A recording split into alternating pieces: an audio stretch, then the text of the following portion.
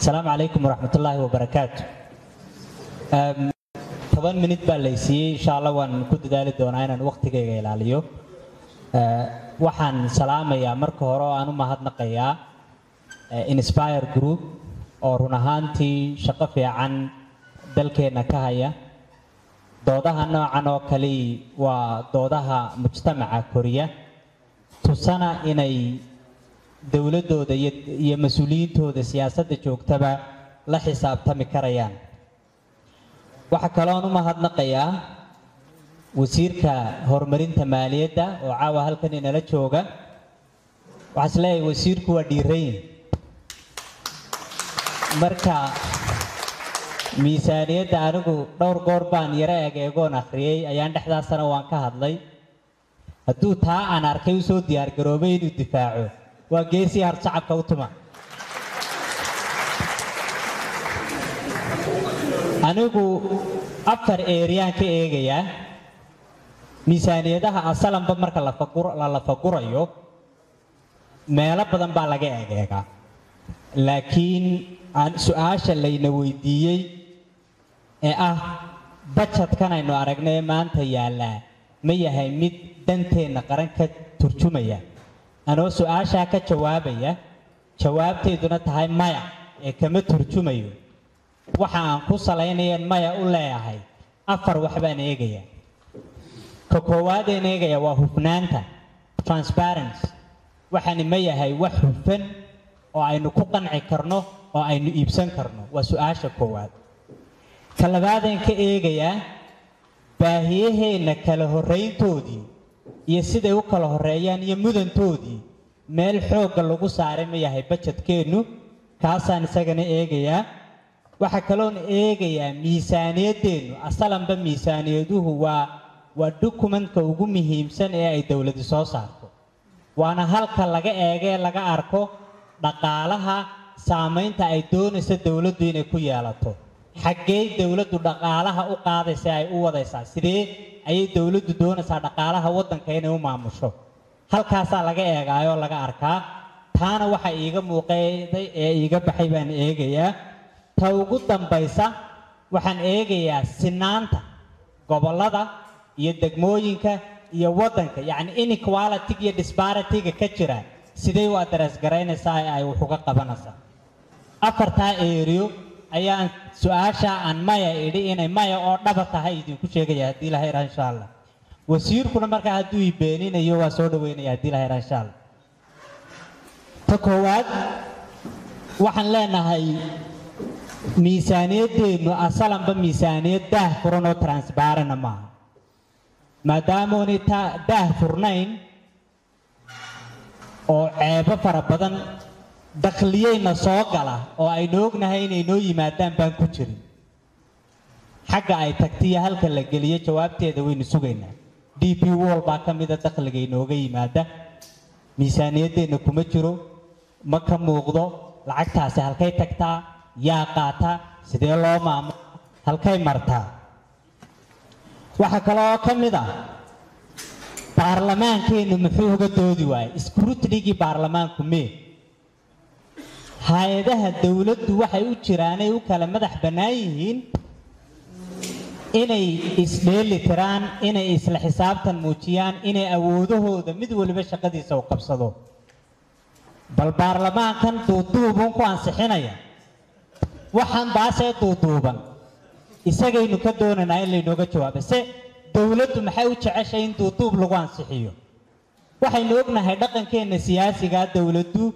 baarlamaanka saameyn badan bay ku leedahay. marka saameynta laga yimaadana dee xisbi xaakimka baarlamaanka maamula 62% bay ku leeyihiin. waxa iyagu doonayaan baa ka soo baxa. marka baarlamaanku shaqadu qabtaa waa wixii dawladdu doonaysay ee wasaaradda maaliyaddu doonaysay. wasaaradda maaliyaddu maxay ku caashaqday duuduubkan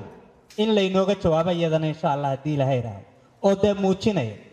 waxa kale oo jira mashruucin badan laga shaqaynayay oo donoriska iyo hay'adaha iyo ayna in badan inaga caawiyeen. waxa la dhahaa public financial management oo ka hadlaya maaliyaddeena sidaynu u maamulayno sidii transparent u noqon lahayd hay'adaha kala duwan ee isla xisaabtama sidii ay shaqadaasi u qaban lahaayeen taasina ilaa hadda lama hirgelin oo ma shaqayso maxay u shaqayn weydee loo hayaa ee ay u shaqayn weydee xafiiskeena general auditing-ka oo ay ahayd xafiiskii inuu waxan baadho lacagtiisa maaliyadda haysa ma ninkii lacagta ku hayay baad soo baadhi karaysaa uu kaa yara xanibayaa way naqaanaa dee siyaasaddeena iyo sida u shaqayso moogtahay marka waxaasoo dhan markaad eegto waxaa kaaga soo baxaysa maxaa uu yidhi hadraawi gabaygiisii dabahuwan markuu ka hadlayay ku daabacan baal madow wax wada madow intuu isdaba dhigay buu yidhi ku daawaday meel madow markaa miisaaniyaddu waa madowday meel madow bay taallaa meel madow baa lagu daawanayaa cid aragta oo akhrida oo fahanta ma jirto wataa maanta xisaabaadkii la isku haystay marna la leeyay 80 milyan baa ayaa deyna marna la leeyay 80 milyan ma deyn ma aha waxbana laguma laha wasiirku labada goor uu ka hadlayayba waan dhageystay anigu tamarka horaan qaatay ta dambe ma qaadan waxaan ku qaatay ta hore wuxuu xildhibaan Mahdi Buuba markii uu yiri deyntaasaan loo sheego xukuumaddu la circiiraysa wasiirku wuxuu yiri hadalkii isaga dhameeyay waa endorsement kadaba imaanshiyuhu waa faqi dambe marka isaga ka anna ma iibsan mujtamacuna ma iibsan markaad waxaas oo dhan eegto waxa ku soo baxaysa inaanay hartu miisaaniyaddeenu transparent ahayn waa number 1 number 2 waan dadajinayaa waa prioritiska halkeeba ina bugta ma caafimaadka ina buka ma biyo la'aanta ina bugta ma dhaqaalaheena iyo kobcintiisa ina buka ma businesska yaryar iyo korintooda ina buka ma wadooyinka ina bugta halkaynu xooga saarana wax yaraynu haysanaynu gelinayna ma i'tiraaf raadinteennii baa ina bugta maya intaa midnayna ma bugto sida wasaaradda maaliyadda shaqadeeda ka muuqato propagandada iyo informationka iyo wararka iyo fidintooda iyo TV Hargeysa ayna buka waaye kamay miisaaniyad badateen wasaaradda warfaafintu 3 wasaaradood oo wax soo saar tii beeraha tii maxaa isku dar tiriyum teeni arrimaha dabadda kamay badateen marka waxaad ka arkaysaa marka prioritiska dawladdu siday u dhigtay aad eegto inaanay dawladdu ku xisaabtamin dadka halkee bugta ma fakhriga dhiba ku haya mise waxa dhib ku haya in Twitterka iyo Facebooka iyo tiimam loo sameesto lacag la siiyo kharash lagu bixiyo deception la abuuro dadka been loo sheego wasaaradda arrimaha dawladda 24 saac sidii kuwii kacaanka ay TV-ga soo taagnaad hadday war fiican hayaan dadka sheegaya TV-yada kale wasaaradda uma baahninba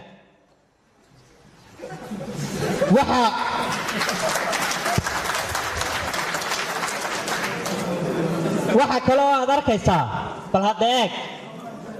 dhaqaalaha meelaha laga eego waxa kamid ah sector-keeba GDP-gaagu ugu culusiyay 28% GDP-geenu livestock ku xidhay kalluunkuna waa halka labaad ee ay ahayd in maxaan ku dhahdaa dadka la baraynayno cunayn la soo baxnayn iibsano oo inu ka shaqaysano wasaaradda kalluumaysiga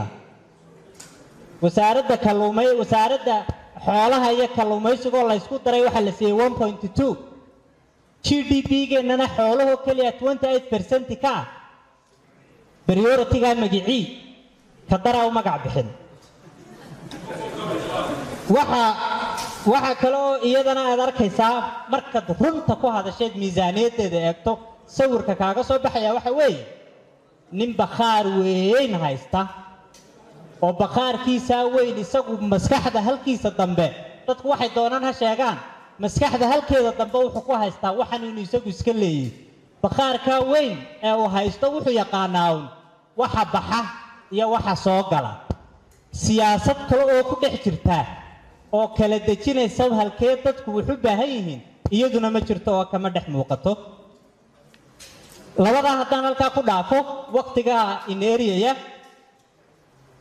bal saamayn intee leeg bay miisaaniyaddeenu dhaqaalaha ku yeelanaysaa eeg miisaaniyadaha adduunka marka dawladdu maalintay budgetka soo saartay ku dhawaaqdo qof kasta noloshiisa saameyn bay ku yeelataa miisaaniyadaasi qof ay maanta noloshiisa saameyn ku leedahay ma jirto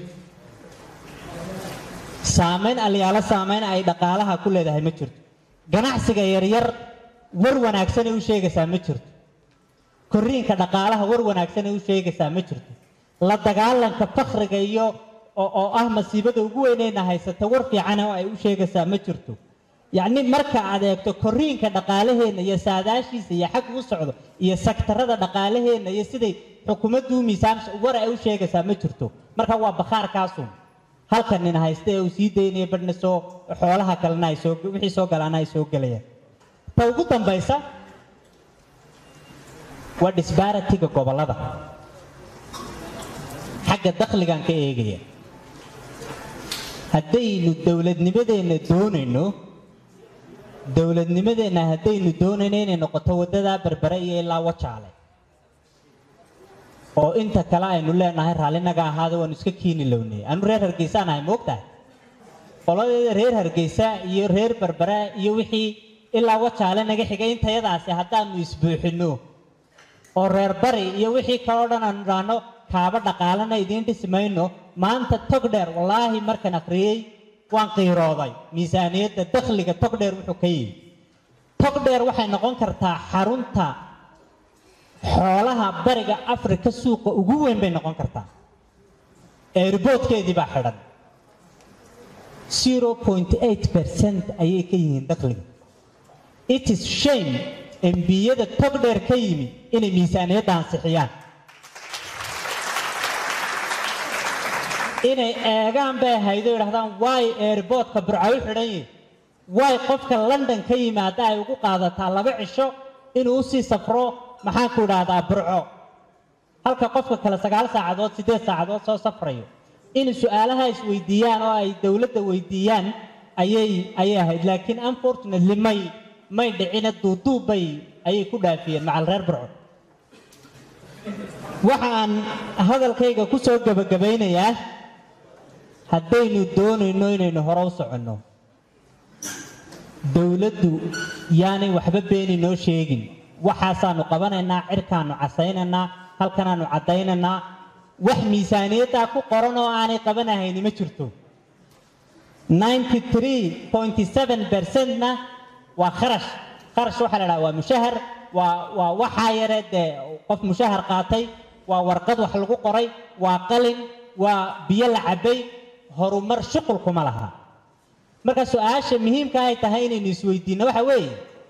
miisaaniyaddeenu way koraysay ilaa waqtigii daahir riyaale ilaa waqtigii daahir riyaale waxaan xasuustaa daahir riyaale oo la wareysanayo